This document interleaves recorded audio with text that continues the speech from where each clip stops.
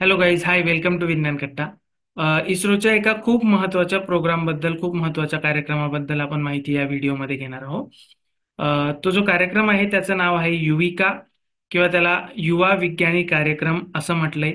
त्याचंच नाव young scientist programme असं आहे. इंडियन स्पेस रिसर्च ऑर्गनायझेशन किंवा ज्याला आपण इस्रो असं म्हणतो, त्या इस्रोकडनं हा प्रोग्राम राबवला जातो आहे. तर हा प्रोग्राम काय आहे, कुणासाठी आहे, कसं अप्लाय करता येतं, त्याचा सिलेक्शन क्रायटेरिया काय आहे, वगैरे वगैरेची माहिती आपण आजच्या व्हिडिओमध्ये घेणार आहोत. चला आपण बघूया याचे ऑब्जेक्टिव्ह काय किंवा याचा उद्देश नेमकं काय आहे.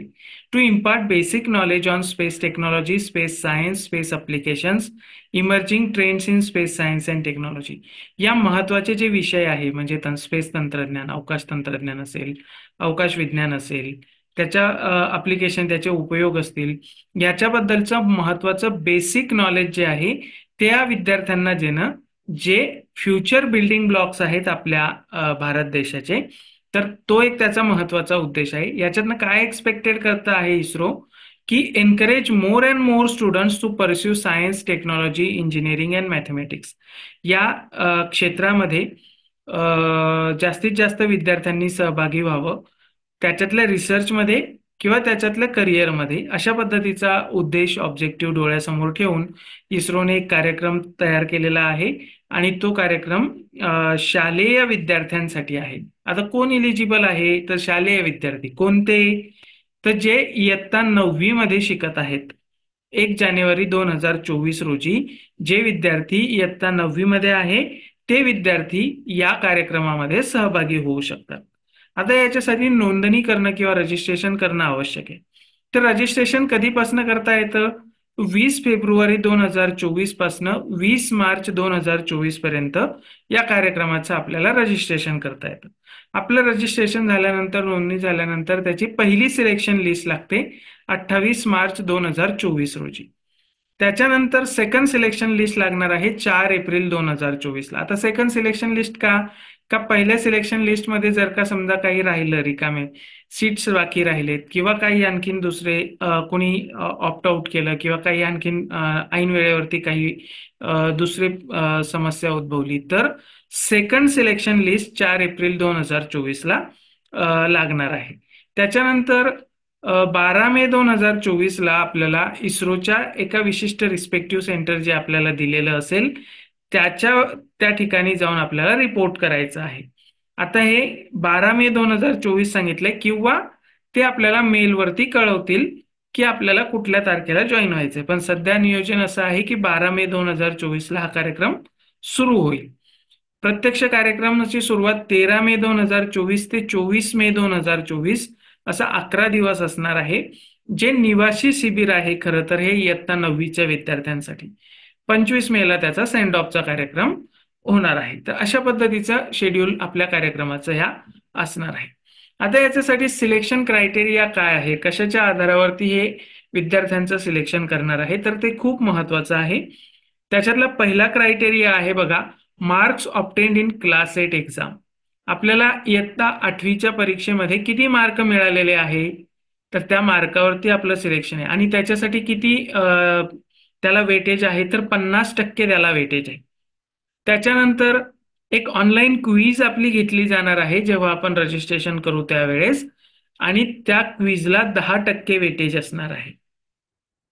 त्याचबरोबर अजून कशाला महत्व दिलंय बघा सिलेक्शन क्रायटेरियामध्ये, पार्टिसिपेशन इन सायन्स फेअर.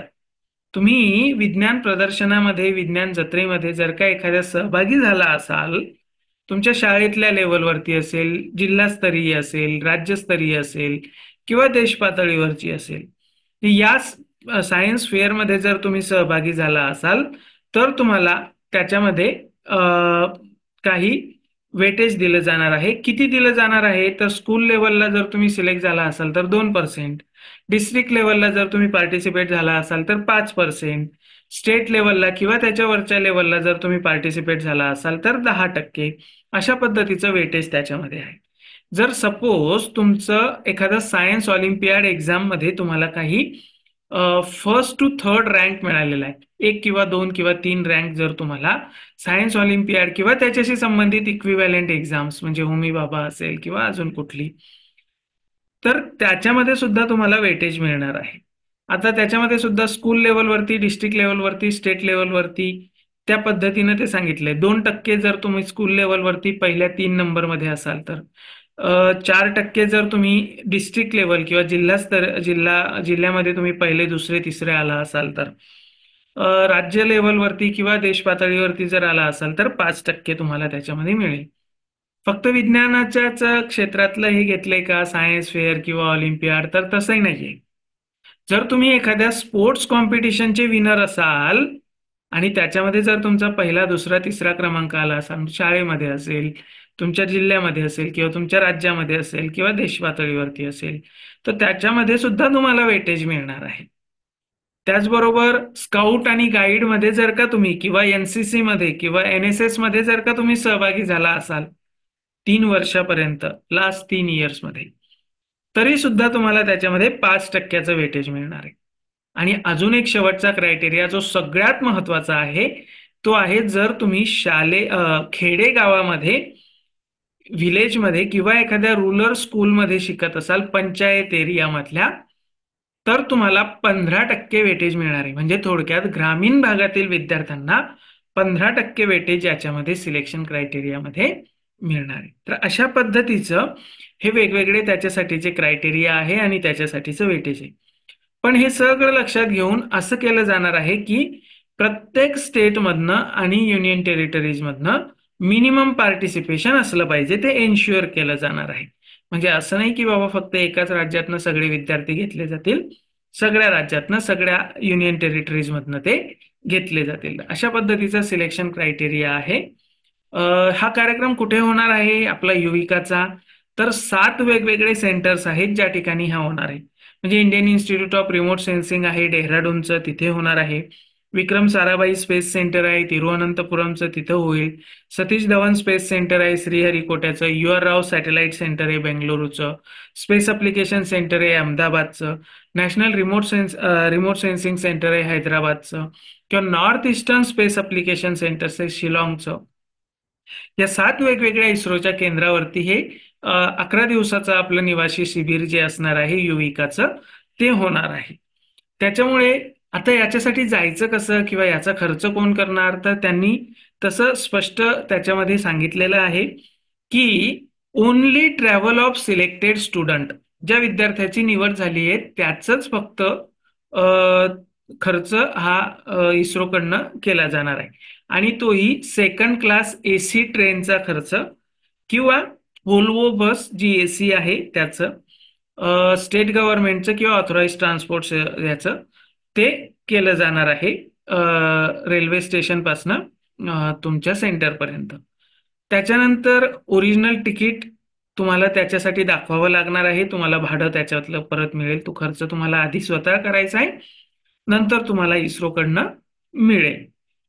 जर का समजा तुम्ही एसी सेकंड क्लासने ट्रॅव्हल न करता तुम्ही फर्स्ट क्लासने केला किंवा तुम्ही अजून दुसऱ्या कुठल्या याने केला, तरी सुद्धा मॅक्झिमम तुम्हाला रिएम्बर्समेंट कसं मिळणार आहे, तर सेकंड क्लास एसीचंच तिकीट तुम्हाला मिळणार आहे.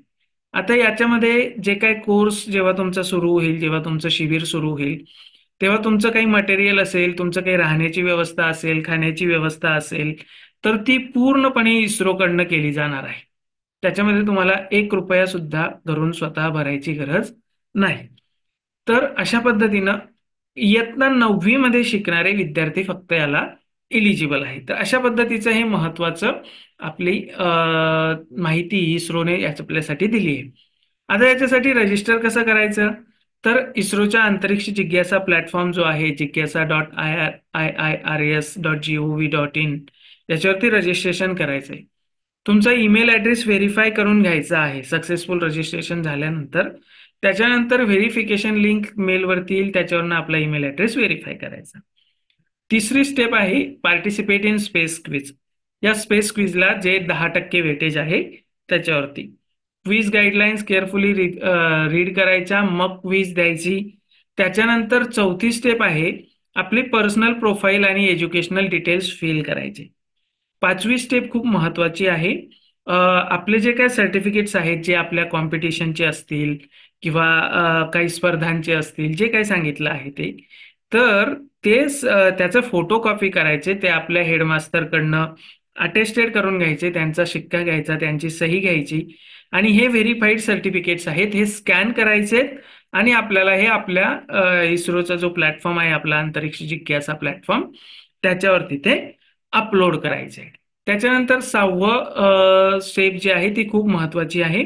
सर्टिफिकेट ऑफ व्हेरिफिकेशन तुमचं हे जे प्रिन्सिपल किंवा एचओडी किंवा पॅरेंट यांच्याकडनं दिलेलं आहे, हे तुम्हाला व्हेरीफाय करायचंय, सबमिट करायचं आहे.